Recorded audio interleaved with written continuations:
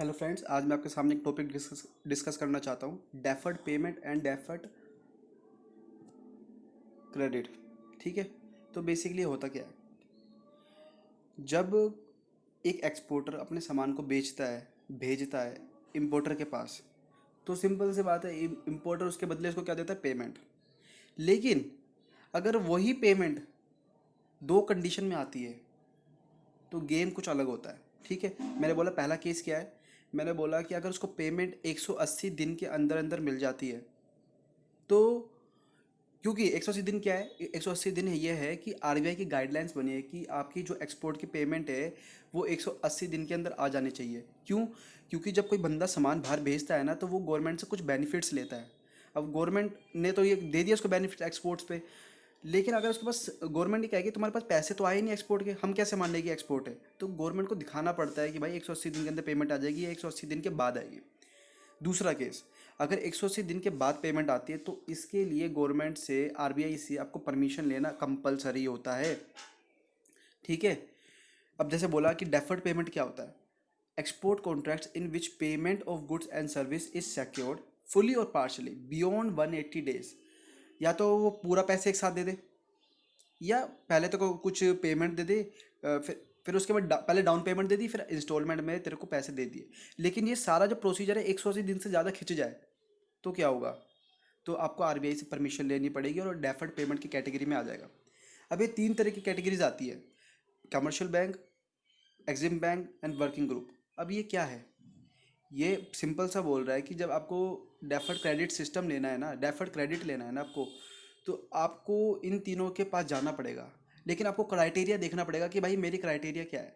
मैंने बोला अगर 50 करोड़ तक का सामान कुछ कॉन्ट्रैक्ट है, उसकी क्लियरेंस पे जाना है मुझे, उसका क्रेडिट लेना है, मुझे कहना है कि भाई ये 50 करोड़ मुझे 180 दिन के बाद रियलाइज़ होंगे, तो मैं कमर्शियल बैंक के पास जा सकता हूँ। 50 करोड़ तक के अंदर के, क्या पता मेरा 1 लाख का सामान हो, 2 लाख का हो, तो वो इस कैटेगरी में आ जाएगा। 50 करोड़ से 200 करोड़ के बीच में एग्जिम बैंक बैठे हुए हैं, एक्सपोर्ट इम्पोर्ट बैंक।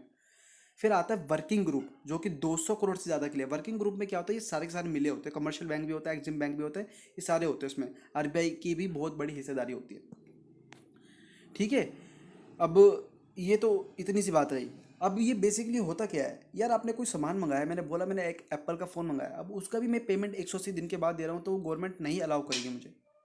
चाहे भले ही वो 50,000 का फ़ोन हो या 1 लाख का फ़ोन हो, ड्यूटी व्यूटी लगा के मेरा खर्चा 1 1.5 लाख का पड़ गया। भाई पहली बात, आपको फ़ोन मंगाना नहीं चाहिए था।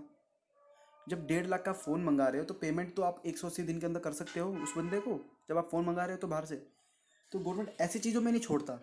लेकिन अगर आप कोई बड़ी सी मशीन मंगा रहे हो, जो 10 10 20 20 50 50 करोड़ की मशीन है, ठीक है, आप कोई प्रोडक्शन करनी, फैक्ट्री बना रहे कर रहे हो, तो गवर्नमेंट आपको अलाउ करती है। सिविल कंस्ट्रक्शन हो गया, डिज़ाइनिंग हो गया, ठीक है, कोई टर्न की प्रोजेक्ट्स हो गया, टर्न के प्रोजेक्ट्स आपको मैंने बताया था वीडियो में, आप चेक कर सकते हो। ठीक है। अब ये सब चीज़ें हैं, तो ही गवर्नमेंट आपको, आरबीआई परमिशन देती है कि आप 180 दिन के बाद पैसे रियलाइज कर सकते हो, वी आर अलाउड यू। ठीक है।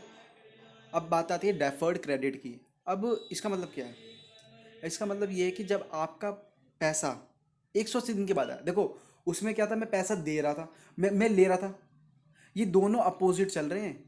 वो सेलर के पॉइंट्स ऑफ व्यू में, पॉइंट ऑफ व्यू में, ये बायर के पॉइंट ऑफ व्यू में हो गया। ठीक है। ध्यान से देखना, how payment is received on the way of the advance. मैंने क्या बोला था, या तो एडवांस पेमेंट मिल सकती है या डाउन पेमेंट मिल सकती है। वही बात होती है, जैसे हम बाइक खरीद जाते हैं, 50 70 हज़ार की बाइक होगी, तो हमने 20 या 30 हज़ार कुछ परसेंटेज उसको पहले दे दिया, फिर बाद में इंस्टॉलमेंट बना दी, फिर इंस्टॉलमेंट के थ्रू देते रहते हैं। ठीक है। अब बात आती है कि इसके पीरियड क्या है, मतलब कि कितने टाइम के लिए होता है। एक होता है मीडियम टर्म डेफर्ड क्रेडिट और एक होता है long term deferred credit. Medium term का क्या होता है, कमर्शियल प्लस एग्जिम बैंक, इन दोनों की परमिशन चाहिए होती है। 5 साल तक के लिए होता है, मतलब मुझे कोई, मेरे को ये बोलना है कि भाई 5 साल तक मेरी पेमेंट आ जाएगी मुझे, तो मैं इन दोनों के पास जाऊँगा। ये मीडियम टर्म की कैटेगरी में आता है।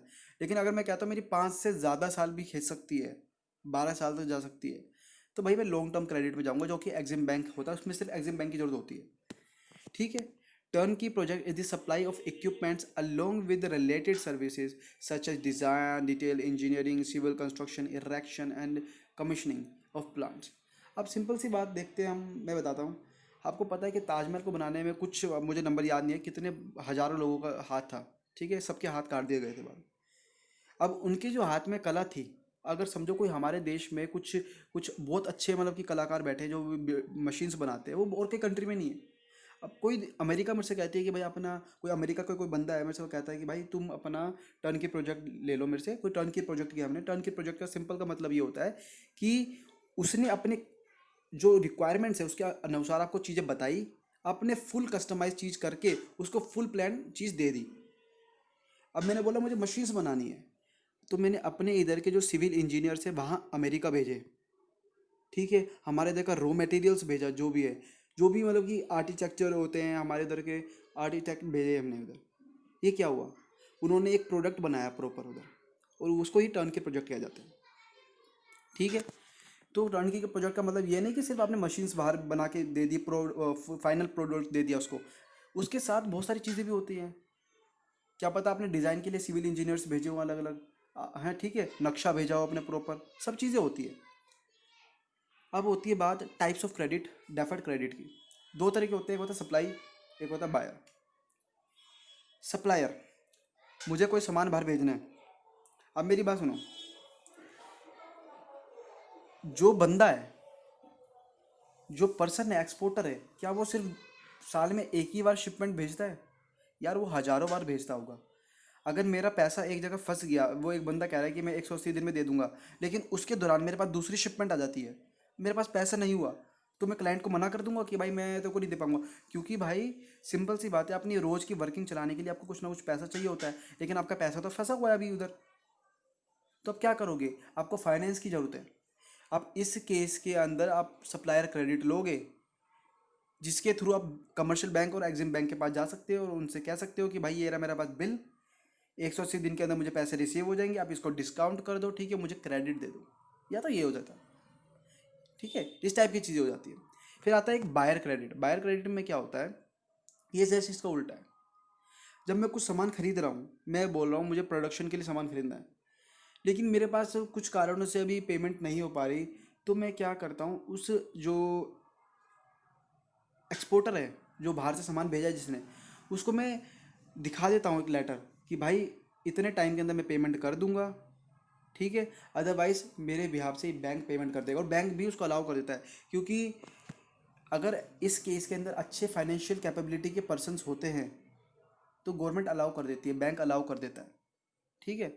तो जैसे हम पढ़ते एक बार सप्लायर क्रेडिट में क्या था, credit which is provided by the exporter directly to the importer on whose behalf the project is undertaken, and the exporter seek finance for the credit for the from commercial exim banks। Simple सी बात है भाई, मुझे कुछ सामान भेजना है, मेरे पास अभी राइट नाउ पैसे नहीं है, कोई मेरे पैसे फंसे हुए हैं, तो मैंने उनसे क्रेडिट की फैसिलिटी ले ली, जिसके कारण क्या हुआ, उस क्रेडिट की फैसिलिटी से मैं उस डब्बों को पैक कर सकता हूँ, टेपिंग कर सकता हूँ, बंदों की सैलरी वैलरी, ये सब चीज़ें निकलती है धीरे धीरे। मैंने 2-4 लाख रुपए ले लिए, उसमें से मेरे 3 लाख ही यूज़ हुए, बाकी जो मुझे पैसे रिसीव होंगे मैं उसकी थोड़ी सी पेमेंट देकर, फीस देकर छुड़वा लूँगा अपने पैसे सारे, क्लियर करवा लूँगा अपना account.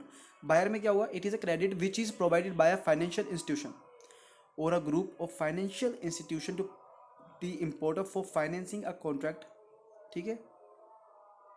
It is granted by Exim bank jointly with an authorise dealer. ये बेसिकली उसका जस्ट अपोजिट है। तो आप इसको पढ़ोगे, बहुत ईजी टॉपिक है और ये क्वेश्चन आ सकता है। I hope you like this video, thank you very much.